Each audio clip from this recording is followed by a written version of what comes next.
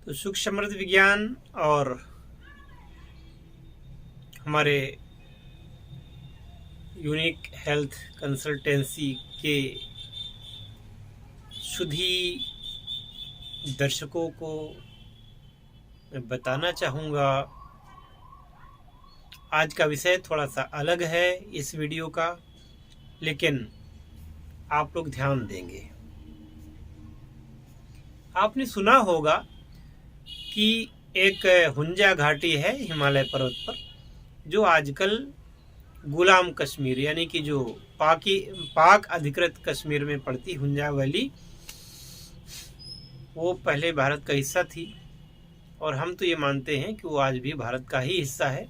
अनाधिकृत रूप से कब्जा भले ही पाकिस्तान ने कर लिया हो, पर वो जगह तो हमारी है। और मैं आपको बता दूं कि ये अफगानिस्तान, पाकिस्तान, इतना जो भी है सब, ये सब भारत ही है। राजनीतिक कारणों से भौगोलिक अवस्था बदलने को हम नहीं मानते। हम अखंड भारत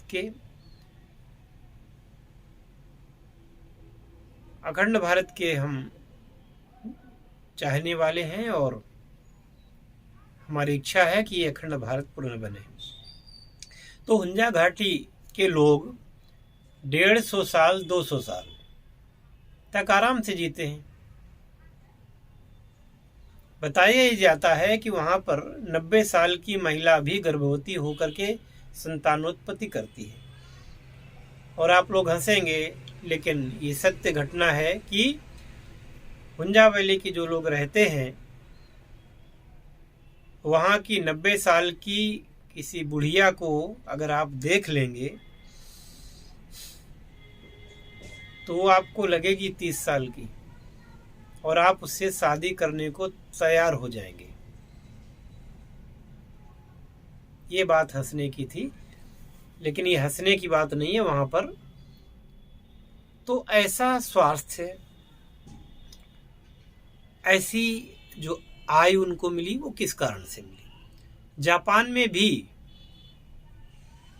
200 वर्ष तक के लोग जीवित रहते हैं।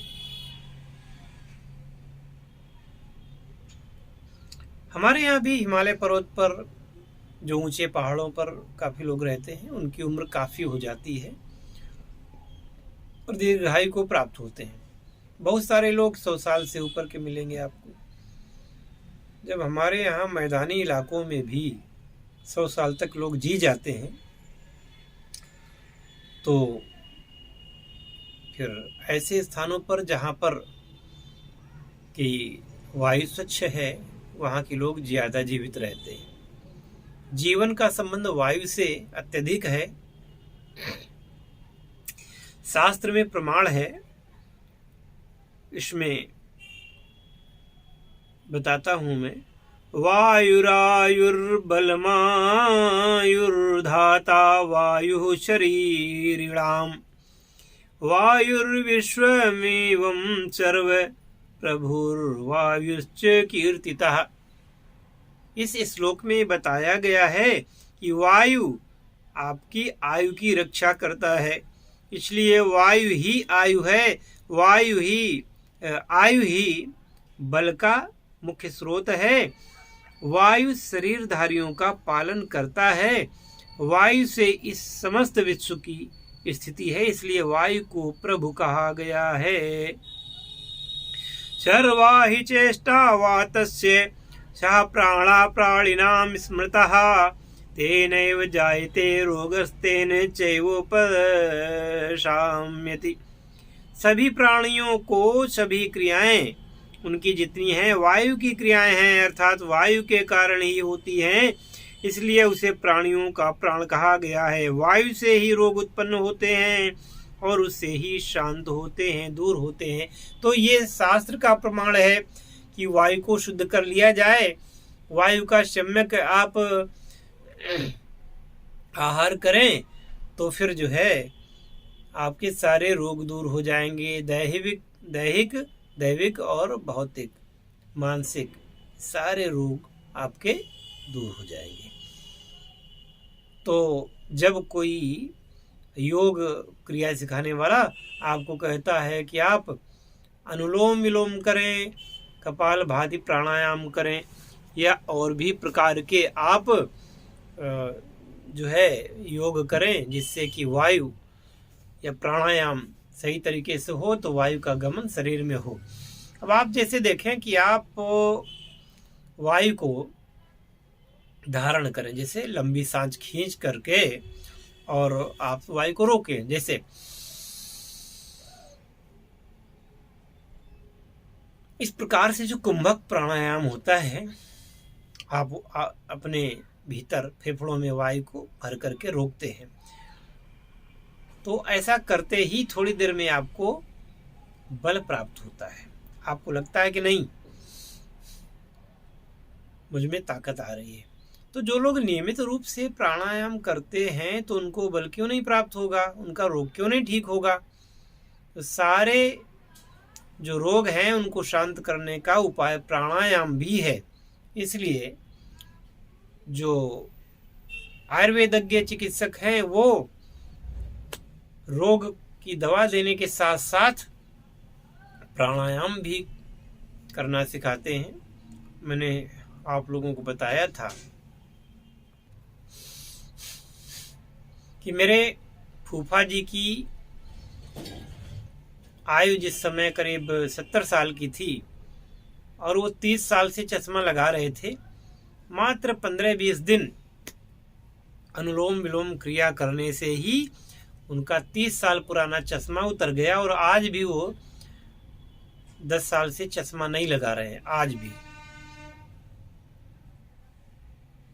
इस समय उनकी आयु 80 वर्ष की होगी।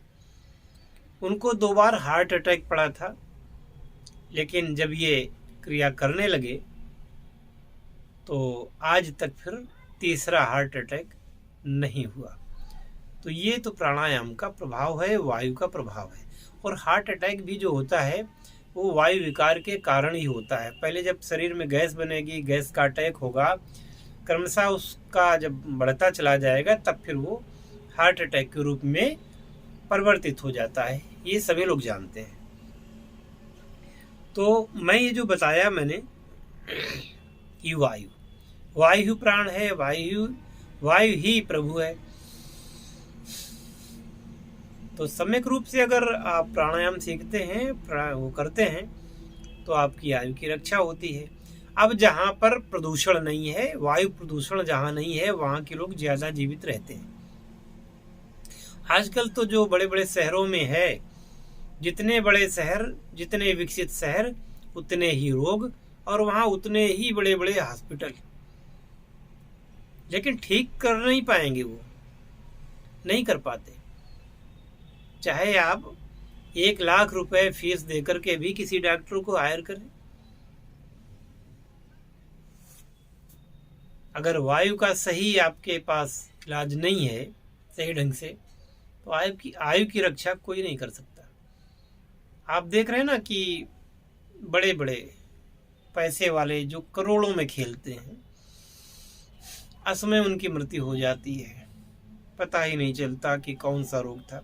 बिल्कुल फिट दिखने वाले, जिम जाने वाले, बिल्कुल शरीर स्वस्थ दिख रहा है, कहीं से कोई दिक्कत नहीं, पैसा की भी कमी नहीं, कोई कुछ भी नहीं है, आया हार्ट अटैक, चले गए।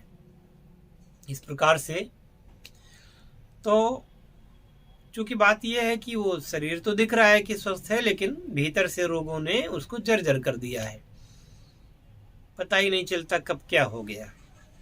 और कोई भी डॉक्टर, कोई भी सर्जन, कोई भी हॉस्पिटल,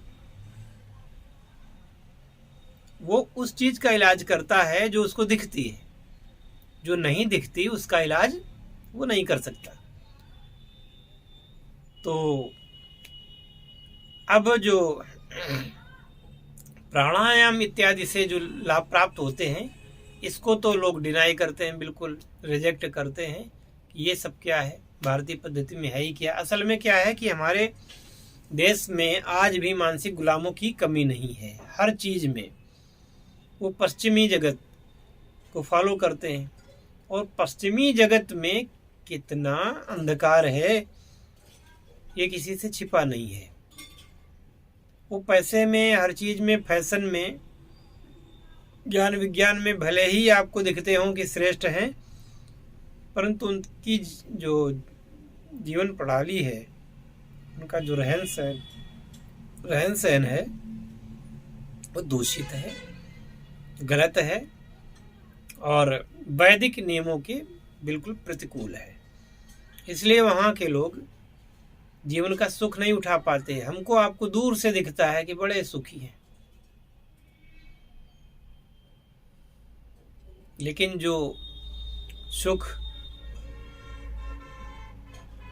भारतीयता में है, जो वैदिक पद्धति में है, वो सुख उनको नहीं है। जहाँ पर वो 10-20 लाख रुपए का इलाज करके ठीक नहीं कर पाते, वहाँ पर हमारे देश में अत्यंत जो है कम पैसों में आयुर्वेदिक दवाइयों, अगर वो सही ढंग से बनाई गई है तो आयुर्वेदिक दवाइयों से लोग लाभ प्राप्त कर लेते हैं। और कभी कभी तो दवाइयों की आवश्यकता भी नहीं पड़ती है, मात्र योग के माध्यम से। अब जैसे मंत्र चिकित्सा है, लोगों को मंत्रों का जब, तो इसको क्या करते हैं कि पश्चिमी जगत इसको मानता नहीं। हमारे यहाँ भी जो कूप मंडूक लोग हैं, जो अपने आप को बहुत पढ़ा लिखा समझते हैं, मैं उनको कूप मंडूक की संज्ञा दे रहा हूँ। ऐसे लोग वो भारतीयता की जो प्रणालियां हैं उनको रिजेक्ट करते हैं। नेचुरोपैथी को और भी चिकित्सा प्रणालियां हैं, उनको वो मानते ही नहीं हैं। और हद तो तब हो जाती है जब सरकार भी इन चिकित्साओं को मान्यता न दे करके इनके खिलाफ कानून बना देती है। तो क्या है, अपनी ही संस्कृति को आप कुठाराघात के द्वारा मार रहे हैं और कहते हैं कि आप हिंदुस्तानी। काहे कि हिंदुस्तानी, जब आपने ऐसे ऐसे कानून बना रखे हैं जो कि भारतीयता पर ही कुठाराघात करते हैं। अब एक डॉक्टर विश्वरूप राज चौधरी हैं, नेचुरोपैथ हैं बेचारे, बिना पैसे के लोगों को इलाज बताते हैं, किसी को कोई दवा नहीं देते, केवल वो फल और सब्जियों के द्वारा लोगों को बताते हैं कि कैसे लोग ठीक हों, कैसे क्या हो। एक जो है वृद्ध माता जी हैं जिन्होंने पूर्व प्रधानमंत्री माननीय अटल बिहारी वाजपेयी जी का इलाज करती थी नेचुरोपैथ से, उनका भी चैनल है यूट्यूब पर। तो वो लोग किसी को दवा नहीं बताते। नेचुरोपैथ मतलब प्रकृति से, प्राकृतिक उपायों के द्वारा रोगों को ठीक कर देना, ठीक हो जाना। तो डॉक्टर विश्वरूप राय चौधरी पर मुकदमा कर दिया गया। उनको डर सता रहा है कि उनको जेल ना हो जाए। भाई वो किसी को दवा नहीं दे रहा है, केवल फलों को, सब्जियों को सही तरीके से खाने की सलाह दे रहे हैं, तो इसमें क्या बुरा कर रहे हैं। लेकिन इस देश का यही है। आप लोगों ने देखा होगा ना कि अभी साल भर से किसानों के नाम पर जो आंदोलन चल रहा था, जो कि पूर्णतया राजनीतिक था, 1 साल प्रोटेस्ट किया, एक भी आदमी जेल में नहीं गया। शाहीन बाग में जो प्रोटेस्ट कर रहे थे, बिल्कुल मतलब वो देश के विरोध में था, कितने लोग जेल में गए आप बताइए? 2-4 गए होंगे। इसके बाद अभी स्वामी यति नरसिंहानंद सरस्वती गिरी महाराज और जितेंद्र नारायण सिंह त्यागी जी को जेल भेज दिया गया। 1-2 दिन उन्होंने मात्र किया था प्रोटेस्ट यति महाराज ने, और जेल चले गए। तो हम क्या समझें, ये देश गुलाम है या ये देश आजाद है, जहां पर आर्य धर्म की, हिंदू धर्म की बात करने पर आपको जेल भेज दिया जाएगा। और इस देश के खिलाफ जो बोलते हैं वो छुट्टा घूम रहे हैं। और ये वहां हो रहा है जहां पर कहते हैं कि राष्ट्रवादियों की सरकार है, भाजपा की सरकार है। क्या कहा जाए? आप लोग समझदार हैं, समझिए। मेरा जो काम है वो आप लोगों को सत्य से अवगत करवाना है।